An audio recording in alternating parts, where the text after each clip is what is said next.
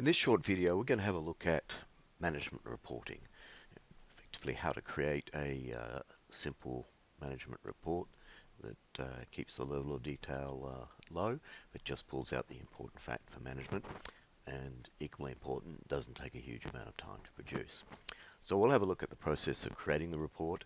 We'll look how some of the other tools can help with the generation of the report. We'll look at some additional detail that we can provide for a more extended report, and we'll have a quick chat about distributing and saving a report.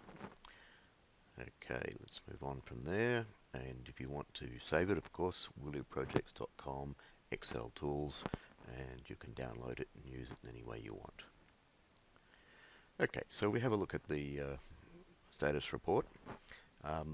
At the top level here, we basically decide, okay, what's the period we're going to use? So in this case, it's roughly 1 week from the 7th of October to the 11th, is the project name, sponsor, manager, who we're going to distribute it to. Now, the next section really gives us an overview of the project and the status, how it's traveling. So the bits there are the schedule, so we can write a short piece of information on how we're going with it, and any tasks that might be not tracking to be completed, and any achievements for that matter. Budget, same. We can basically go and record anything that's important around the budget. So here, there's an extra $100 required for the gloss paint, and we've written up a little variation for that. Resourcing, again, is important with projects, so if there's any issues around getting hold of resources, then we can note that down. And then, of course, there's risk, where we can give an update on the status of any risk. Now, we have some flags over here, which will allow us to basically, traffic lights to tell us where the project's at. And if we go, options we've got is red, green, and amber. So green is everything's on track. Amber's maybe some issues with it, but it's resolvable and won't affect the budget, timeline, or scope.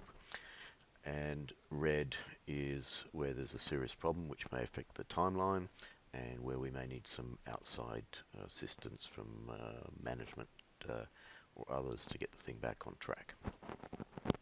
Now, the next little panel gives us a spot to put any major issues. So here we've got an issue that the wheelbarrow is getting bogged down because it's been raining, and our resolution is to put down planks.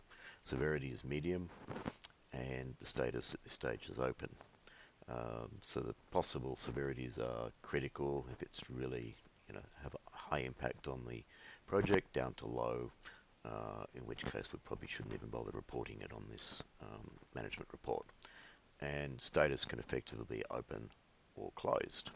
Okay, and then we give it a person responsible and a date by which it's expected to be resolved or has been resolved. Now, underneath that, we've got a little panel for any decisions and variations.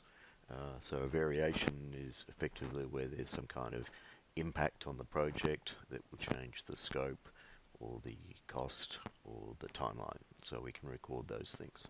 We give it a reference number, the description of the decision, what's its status, and this one's been approved, and the options are for decision, approved, and rejected. Who's done the approval, the date, and what's the justification for it.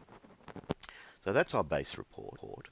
And if we want to add a little bit more detail, some situations might require that we report at a greater level of depth and detail, then we can open this little section up and we can go, okay, let's have a look at what achievements we've had last period. Okay, what work we actually have in progress at the moment. And again, we can use our status indicators on that, green, red, amber, and all the rest. And any activities that are due to start in the next period. So that gives a little bit more detail. And then there's another little section here where we may choose to add some attachments. So we can say, well, look, attached to this is the budget tracking report. So what we might do now is have a quick look at some of the sort of supporting tools that can help this, and if we go right click and unhide, we'll see that we can we might want to use the budget tracking report, and we might want to use the work in progress.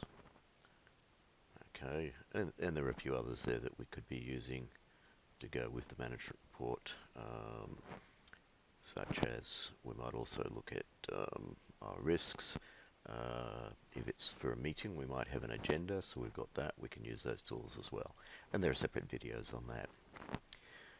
When we've done all of that, that shouldn't take too long, then the best thing to do really is to save the whole tool as a record of that report in that that time. And often a good way of doing it is to print it out as a PDF, and then it's very easy to read and absorb. And that's it for that topic.